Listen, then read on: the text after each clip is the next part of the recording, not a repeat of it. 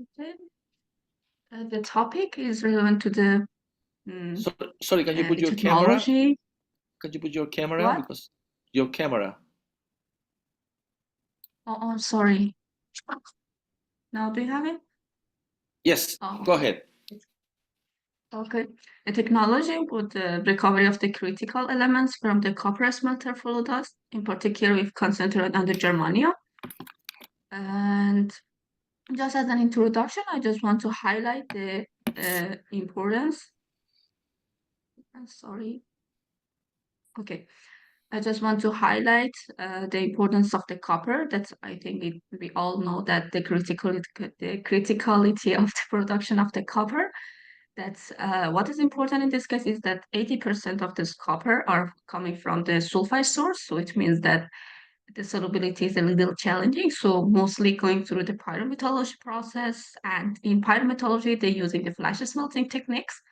That in the flash smelting techniques, we are treating with a uh, extreme gas, which is with sulfide dioxide, with a high temperature. And when there's some solids containing, so if after the electrostatic precipitator, we are going to have this smelter fluidized off from the copper. And here you can see this precipitator. And just in the case of Chile, there are high production of this flue dust, about 3 to 6 thousand tons per year. And also, it's also reported the trace elements containing it. That the challenging that we are struggling with, beside the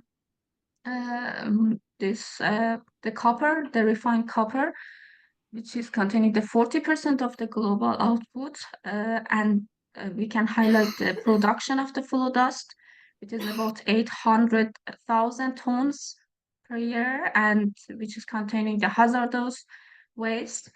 And so this hazardous waste require management, treatment, and disposal, and all of them require cost.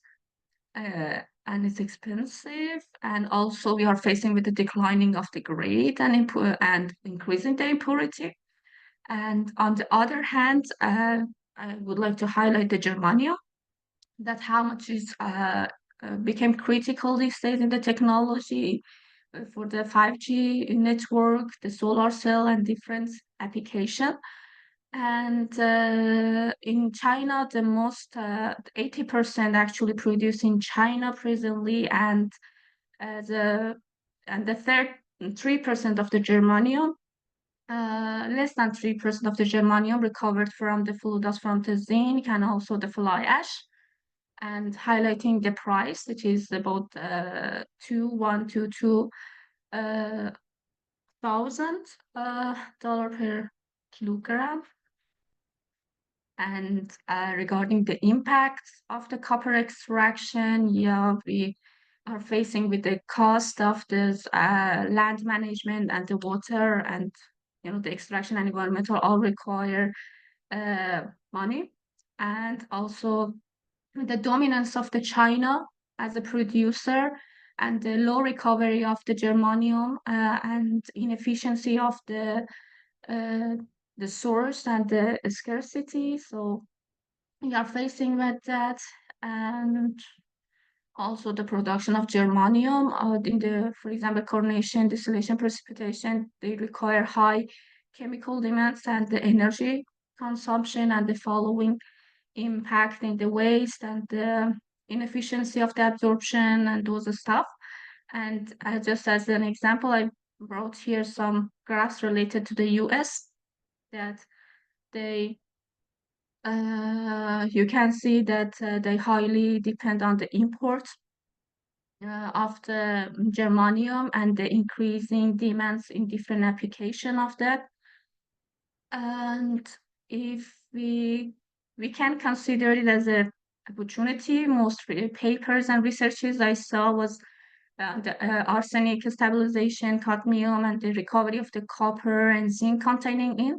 But let's shift the focus to the recovery of the high added value elements and those trace elements containing in, like germanium, cesium, lithium, and those stuff that could provide us a promising secondary source of the germanium. And in some cases, we can see that these secondary sources have higher concentration compared to the first, to the ore, and it because of the high price of these trace elements, it could help us to tackle with those all the costs in the stabilization and disposal. And here you can see the world production of the germanium and silicium, which are not considered as, we couldn't actually fulfill the demand. Actually, what we make it critical actually is that the supply risk and inefficient production and the high demand. And the objective of this project, okay, we are going to see that how we can recover germanium from this flue dust and to minimize the environmental impact. And this one, the specific objectives, one by one, going through the following slide, the characterization, the technology that the kind of the baseline that presently they are working on the zinc and fly ash, and the following one we can see the slides. And for example, in the case of characterization of the safety, we can see that in the range of ppm, germanium here, it's about 400. It's in the medium level of the concentrate in ppm as a trace element. And in the actually the leaching of with the chemical ingredient here, we can see the high solubility of the germanium with water. Of course, it was, I think, the lab scale, the 100. I don't think that is possible, but it actually shows the high solubility of this mineral in water. And according to this flow sheet, we can see there the present study and coming from the different papers that working on, in this case from the copper, using this category and sort of, I forget the name, but yeah, I use this one for the germanium extraction. And yeah, this is the flow sheet that they proposed as for the copper, and this one is for the fly ash and the copper, the flow dust from the zinc, that they're going through the physical separation, hydrometallurgy or pyrometallurgy. There was no specific data about how they're going to do this, but yeah, chlorination, purification, and they want depend on the different application that they want based on different type of the output. They just are doing some further processes. But in our case, we propose one block diagram here that I want Nana to explain about this more, if he could join us.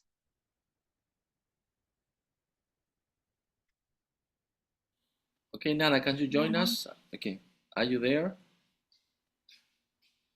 Or then we can move to Mugi.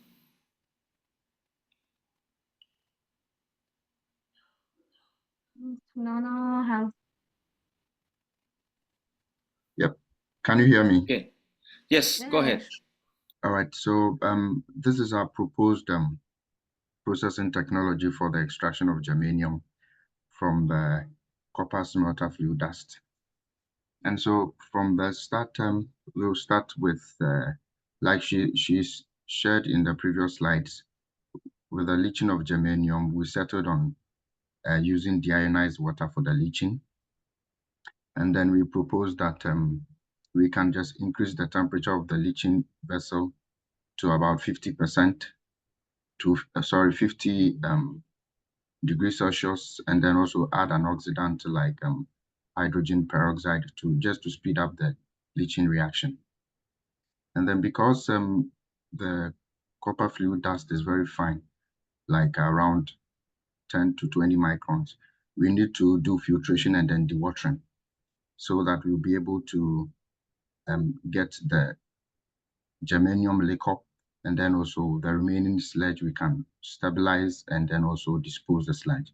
So after the filtration and then the dewatering of the copper smelter flue dust. We have a solution that is after the leaching. We have a solution that contains our germanium and then the solution. So what we're going to do now is we want to use carbon for the absorption of germanium. But if we have germanium soluble in water like that, it becomes difficult for it to be absorbed onto the carbon. So we are going to change the germanium complex. We are going to change its structure. So what we propose is we're going to add these reagents, that's the catechol and then the dolicylamide, to complex the germanium. These chemicals have they have a higher selectivity and then they have higher affinity for germanium. So these ones are going to complex the germanium only and then leave other impurities like lead and then zinc in the solution. So once we have a solution, our solution that contains the germanium, we are going to use a technology with what we proposed as the carbon in column. So what this carbon in column does is we're going to have activated carbon and then we just arrange it in a column. And then we are going to circulate our germanium liquor, which we have complexed with these chemicals. We are going to circulate it around the solution for a number of cycles. After we have tested the residue that there's no germanium in solution, that is when we will stop. So by that time, we'll be able to have our germanium being absorbed onto the pores of the carbon. And then we can have this water recovery, or we can also use this spent solution for subsequent processes. So now, after we've been able to deposit our germanium onto the carbon, we are going to strip off the germanium from the carbon again. Mind you, we had germanium and other impurities in the solution. We added a complexing agent to just complex the germanium alone. And then we used activated carbon to absorb the germanium.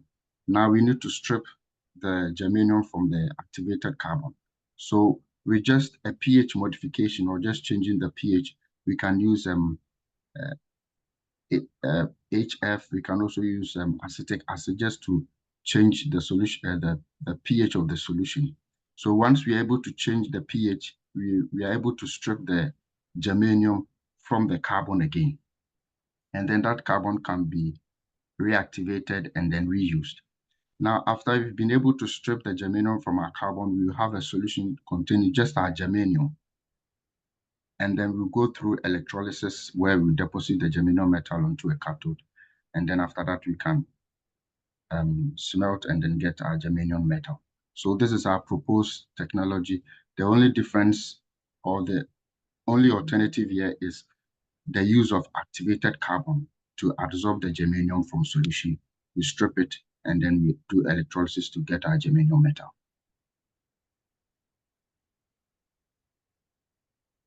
Something else? Good. I'm about to ask for the mass balance. I asked it before? Yeah. Okay, good. Yeah, I'm missing that. Okay, go ahead. Yeah. Our mass balance is based on the elemental germanium reacted with Yes. H2O2 as our oxidants. And our solid liquid ratio is 0.1, and with 30% of oxidants. And we calculate we consider our germanium content is about 400 because we saw in the reference the Chilean copper sulfur flue dust is around 400, so we take 400 in our case. And after calculating, we calculated with Mugi, sorry for 81. interrupt. Mugi, sorry for interrupt. I think we're running out of time, but I'll come back to this slide and ask you make some comments because I want you to have the first comment at the beginning. Can you continue with your slide? Because that's fine. Can you continue? What else do you have? Energy. Okay, you did a lot. Okay, continue. Energy consumption, the calculation of CapEx and OpEx we have here, and some environmental assessment about disposal of the residue and okay, it's great in content. Gracias. Okay, it's great. And finally, no, conclusions. That's it. Okay, we will come back to you, Mugi, and also to Nana, because we are running out of time. First thing, we need to have a time frame. You are just starting, so I will not interrupt. 10-15 minutes. Okay, that's fine. But please pay attention to the following. Come back. Oh, keep this one. Keep this one. For all the students, please take note of that. Always, you need to present one idea per slide. Come back, 4 slides, Cobra. 4 slides. Come back. 4 slides. Remember, one idea per slide. One idea per slide. Stop there. Yeah, keep going. No. Come back. I like this one. So, the previous one with the plot. Sorry. More. Next one. The previous one. This one. Yeah, this one. Okay. Remember, one idea per slide, otherwise you are confusing the audience. You're explaining the plots, but I'm looking at the table. It doesn't matter you have many slides. Sometimes they say, no more than 10 slides. This is ridiculous. If you review my slides, I have many, because I know those are transition to explain. Look the slide when I explain the process. Then I add more components, and at the end I add the mass balance, okay? One idea per slide. And Cobra, do not tell the thing that you didn't do. No need. Say, but we didn't do the thing. If you review your presentation, say, but we don't have that. Nobody cares. You need to just show the thing that you have. Otherwise, you can say, no, I don't have a pilot test. I don't have. No, it's no need to say the thing that you don't have. Listen up, everybody. It's no need to say, no, this plot has a mistake. Perhaps nobody saw the mistake. Okay? It's not need. Okay, no need. It's coming from the paper, and there was some contracts in that paper. So. Okay, but very important. You need this slide must be splitted in at least 3 slides in order to deliver one idea per message, and then you can combine stuff, okay? Otherwise, it's gonna be complex to follow. You usually have case 1, case B, and you get lost. Let me see here. What is this? Okay. This is G2S. And remember, it comes from the general to specific always, your explanation. And at the beginning of the presentation, I didn't have the clue what was your main goal. You need a single idea saying, yeah, not project objective, this is too much. Saying there is big amount of flue dust that can, yes, short idea, and we want to recover. And this is the amount that can be recovered. You know, you're showing the numbers after. You can say, in the Chilean case, you have this amount, and you have these tons of germanium. I can't read. Way more straightforward. Yes. Okay, now come back to Nana and the process design. I mean, treat with the deionized water. That because it was the experiment, or do you need the deionized water, Nana? Sorry. Come back to Cobra. Come back to the objectives. Okay, come back. This is very important too. You don't need to have separate in all together slide.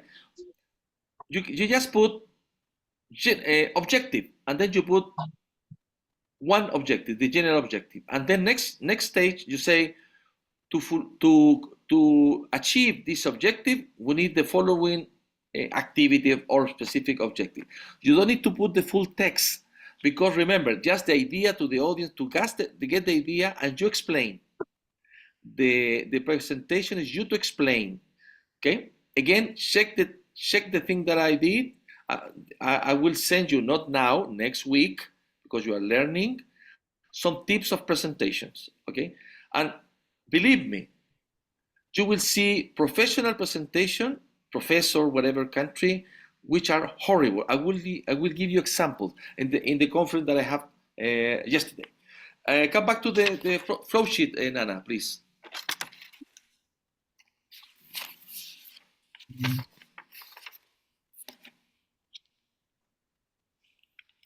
Okay, deionized water.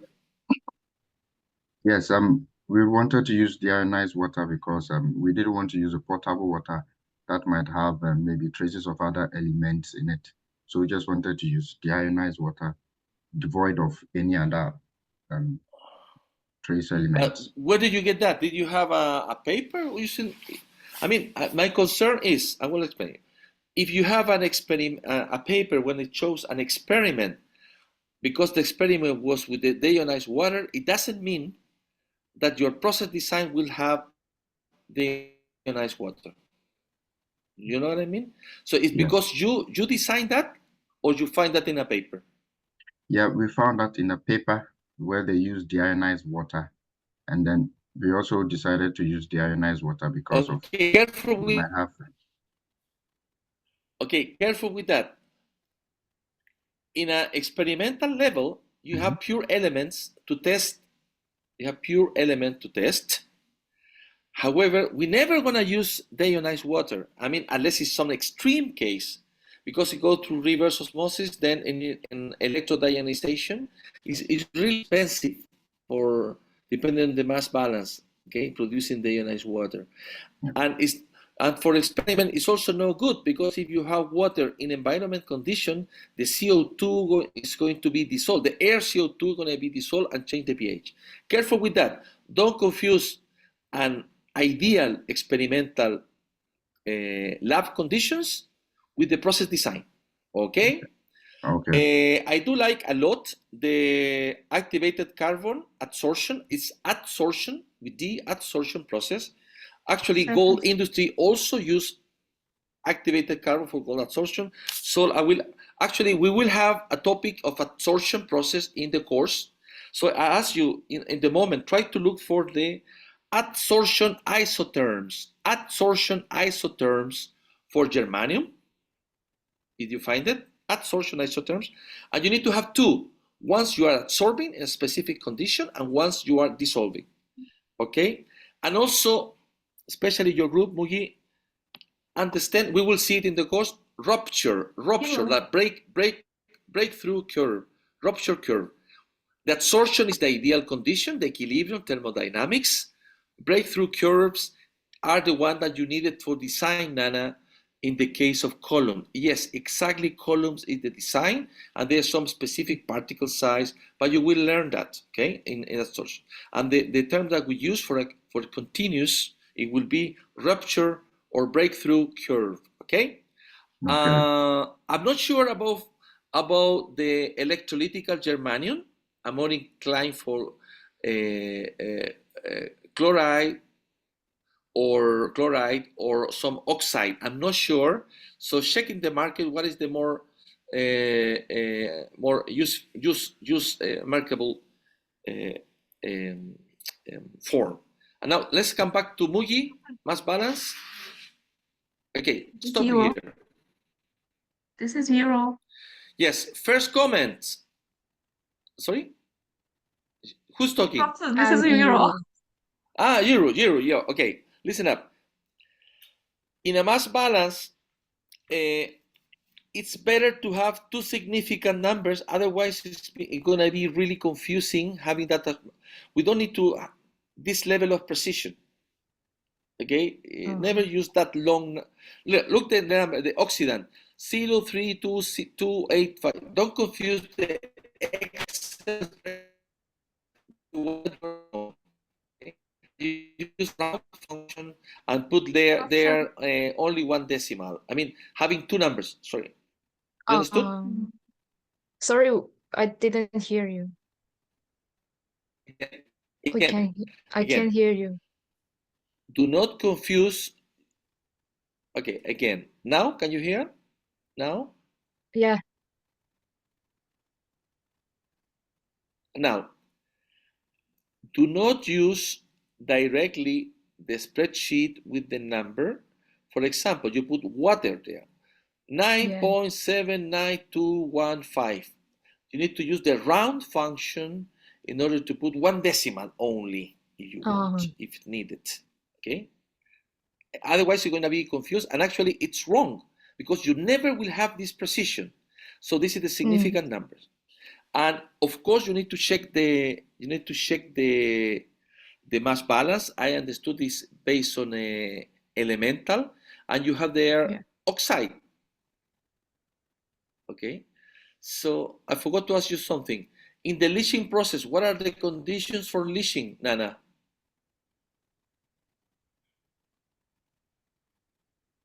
Solid liquid ratio of 0.1 at 50 degrees Celsius. pH around Okay, 3 I know to this 5. is from. Yeah. 4 times. Okay, Hello? no worries. Can you hear me? Can you hear me now? Yeah. Yes. Okay. You need to come back to Purve diagrams in order to understand the conditions where this material is going to be dissolved. This is RP and pH. It's not only pH. Okay. Okay. And next one, energy consumption.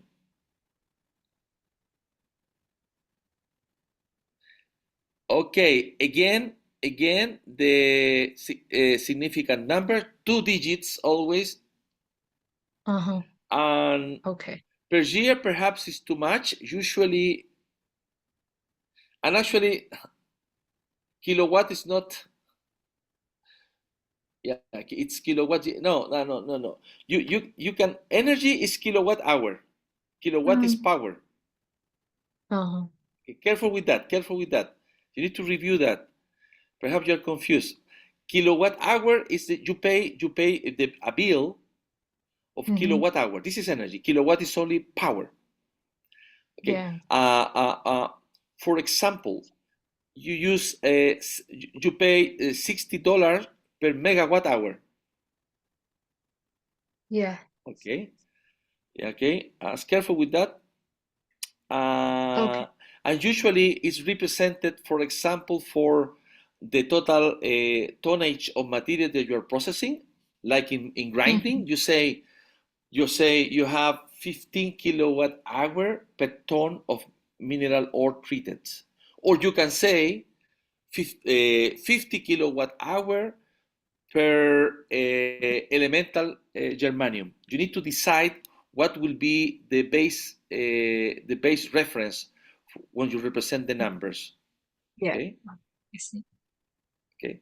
Thank you. So sorry if I go into much detail because this is a learning process, how to have a better, and I don't care if you make mistakes. You are here to make a lot of mistakes, and I'm here to help you to have better presentation, better understanding of the process design. In general, I have too much detail, but you did a terrific job.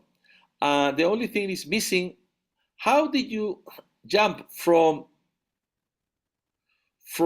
a flow sheet to 4 tanks in a leaching? You don't have any design. What is the kinetic that you have? What is the kinetic? We didn't design any flow sheet, to be honest. We're just going through the block diagram. Okay, I mean, we don't need that level of detail, but since you are taking also the process design course, you will learn from the course how to connect a batch kinetic test with a continuous reactor. You got that? You don't have the knowledge yet, but you will learn how to do it. Okay. Okay. So just go ahead. Here, in the case of just considering the production and the feed, and with the considering of about 280 of the ppm. So we just calculated and going through, okay, how this kind of tank we require. So yeah, we assume that we will reach around 1 ton of our product, and we search what kind of tank we need, and if we want to get this target of production, then we need 4 tanks. Okay, okay. I'm seeing a blind spot here. Not important. What happened? What happened with the size of your tank and energy consumption if the reaction take 10 minutes? It's gonna be very small. You will need a very small tank. What happened if the reaction take 15 days? It's gonna be a big tank, more energy consumption. So you need to have the kinetics. You need to have experimental data kinetic, meaning the velocity, how is being dissolved the germanium or the element that you have. As you have kinetic flotation test, when you have time and recovery, a batch test, and then you use this information to determine the K value and the maximum recovery. Use these two values to determine how many cells, how many in parallel, how many in series, if you want to process 100,000 tons per day. Okay, so there is a missing thing, and no worries. Again, you're taking this course to learn how to do it. Okay. Sorry, just one in order to kinetic, we don't know that how we could have that one. In our case, we just consider that each reaction going to take about 6 hours. So we just calculate the day and the year. But okay, when you mention 6 hours to reach what? to doing the process. It was Okay, 0.0011 kilogram per. Okay. 6 hours to achieve.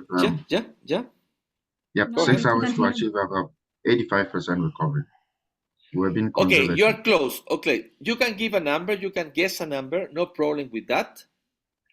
But we need to understand that we need to have kinetic data. You can have, usually it will be something like that, Nana, Cobra, and Jiru.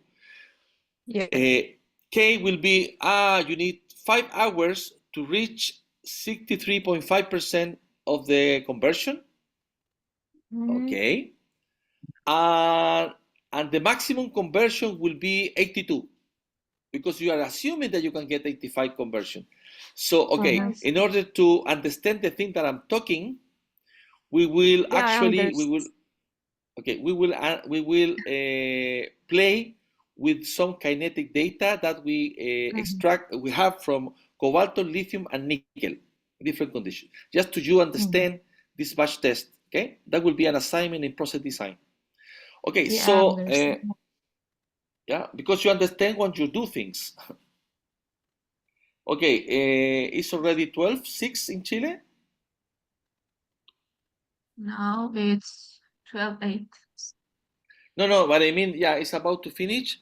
So because I need to come, yeah, so we can stop here. I will reschedule the presentation when I'm back in Chile. That will be Thursday afternoon. It can be either again Zoom, or because I'm not sure what time I'm arriving, but I want to finish today all the presentations. Okay, so I'm not sure if we're going to have a better connection. So in general, it's fine the activity, focusing how to deliver the content. There is something improvement of the design of the PowerPoint presentation, and also the technical part in the process design.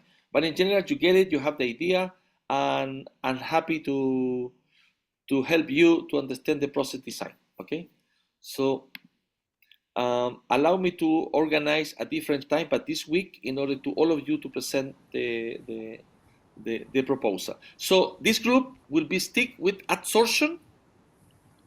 This group will stick with adsorption, no problem with that, and production of metal germanium, in order to have more freedom to the other groups, you know? Okay, we will stick with that. Just should stop sharing. It's finished. I'm sorry, I can't hear. I should stop sharing. It's got finished our presentation. Yes. Because now my screen is yeah. Okay, so I'm not sure at what time I'll be available and if I have a good connection. So please be patient because I'm moving. So I'm leaving. Yes, perhaps it can be afternoon. So please be available. Be available to continue with the presentation. The other groups. Okay. So we will stop here. We will stop here, and then we continue with the process design. I think at 12:30. Correct me if I'm wrong. 12:10. At what Okay, time we 12:30. will Okay. continue? Yeah. 12:30. So keep the connection, and we come back to process design. Professor, Yes, my group Isidora, have I'm a listening. question. Yes. Yes. We have some troubles for the assignment because we choose sync for the element critical element, but now we know that it's not a critical element, so we have to redo all the assignment, or we Keep have to it, present it. keep it, because keep it. We assume it's. I mean, it's not relevant. We assume it's critical. Okay. Okay, but we are following the process. We are following how you make a proposal. Okay.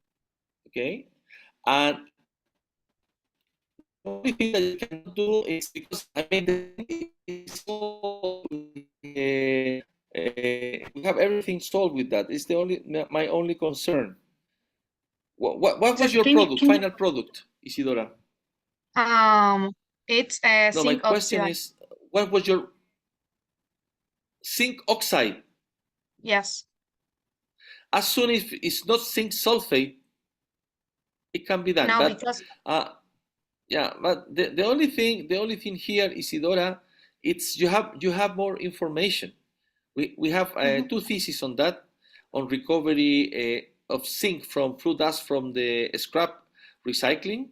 But in this Mhm. case, I'll be focused. I didn't change the focus. This is copper smelter flue dust.